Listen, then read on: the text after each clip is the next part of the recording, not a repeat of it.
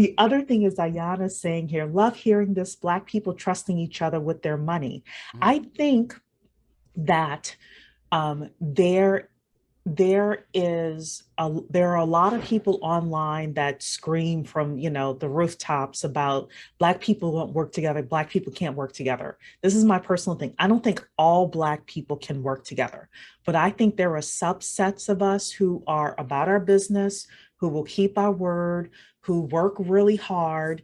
And another thing is within the family bank, which Shawana reminded me about it. I'm going to show you all where our family bank information is within the Knowledge Center.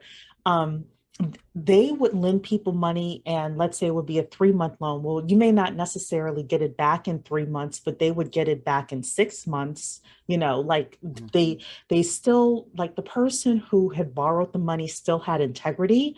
Mhm. So, sometimes it may take you a couple more months or another year to get it paid off, but you still like had that nucleus of people who were still trustworthy and were still grinding and who were going to keep their word to you. So You I talking about saw lending this. money? You talking about lending money to actual to aspiring entrepreneurs and stuff? Just to aspiring Okay, okay, entrepreneurs. yeah, Yeah. yeah. With Yeah. that, Either aspiring entrepreneurs, or like the person that I knew would lend it to people who got government contracts, mhm, and they needed, they call it bridge capital. They right, needed money, but between uh, getting the contract and and getting their first getting a draw. payment. Right, Yeah. right, right, right. Yeah, exactly. And he would do like 90-day um loans, hard, Yeah, like kind we of like call it hard factoring. money loans. They Yeah, do kind it. of like factoring. Yeah, Yeah, yeah, they do taking the 90 receivables day in. hard money loans. Yeah, but sometimes it would take it a couple of extra months for them to get their payment. And, Yeah,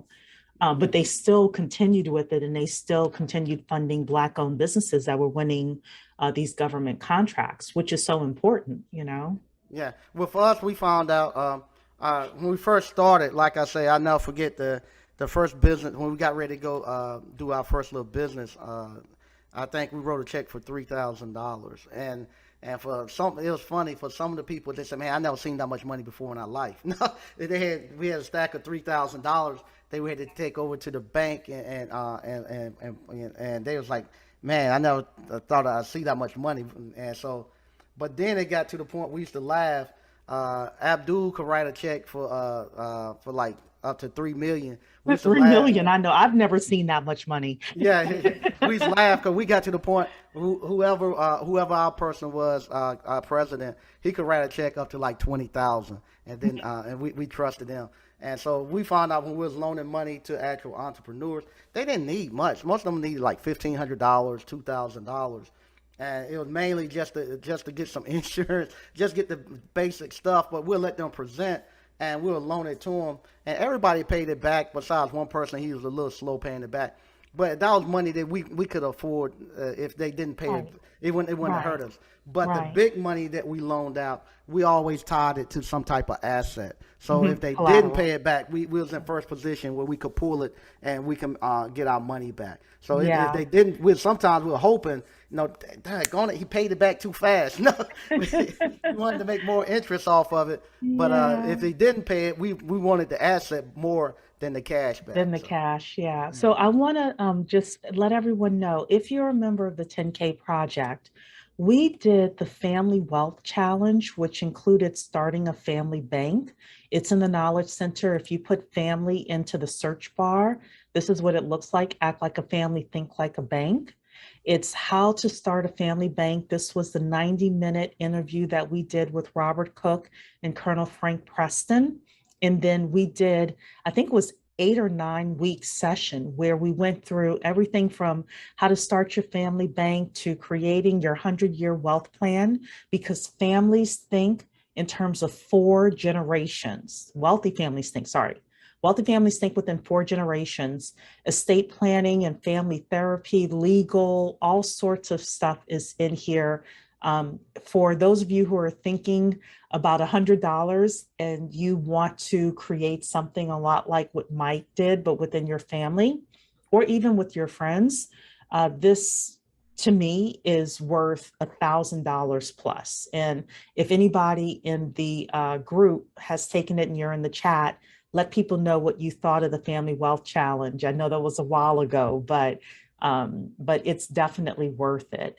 Um, so yeah, so we have so many people then that, so was that the end of the story? Like what what are you all doing now with With the your investment investment group. club? Mhm. Well, what's happened now? Like I said, we've done it for a while. You get to the point where we decided where we know now. In order for us to keep going, we had to make a decision. Somebody would have to actually take this thing on, and it would be their full time job because Okay. they will have to be like Abdul and Ron, where they actually just out there running everything, making sure that everything is correct, making sure all the books are done correctly, making sure that all we had the parent company and all the other companies that got to report up and making sure all that stuff is done. That somebody will have to take it on and do that responsibility full time. Because what we're trying to do is break off and say, okay, these two members, y'all run this group, this business, this two, and it just didn't work because we didn't have the capacity to do it. And then you had disinterest. It's fun when you first starting a business. I call it the honeymoon stage. But a year or two in, and you in the daily grind of it, and you got to do it every day. The disinterest came. So that's where we're at right now, where we have one property left, and we got some cash. And I think after this property sale, we're gonna come back and rethink it, and we're gonna have a vote where the people who own now they can actually get off, and you can cash out your money. And the people who wants to keep going, they can keep going, and they can actually keep the money in and have new people come in and go with them. So that's where we're at now. As soon as we sell this last piece of property, and we got one more loan. It might be completed now, but once we get all our money back in that we had out, we're gonna have a vote and see the people who wants to stay can stay. The ones that want out can get out. Right. Now, if you all have questions, let me know, put them in the Q&A, or you can even raise your hand and by audio only, let you come on with Mike, because we do have another 10 minutes. So tell us, and Jamila saying, just thankful to be a part of this community. I've not only learned so much, but have put into action what I've learned. Fantastic, Jamila. Jamila actually bought a house from the city. So she's Okay. doing like, yeah, doing great things.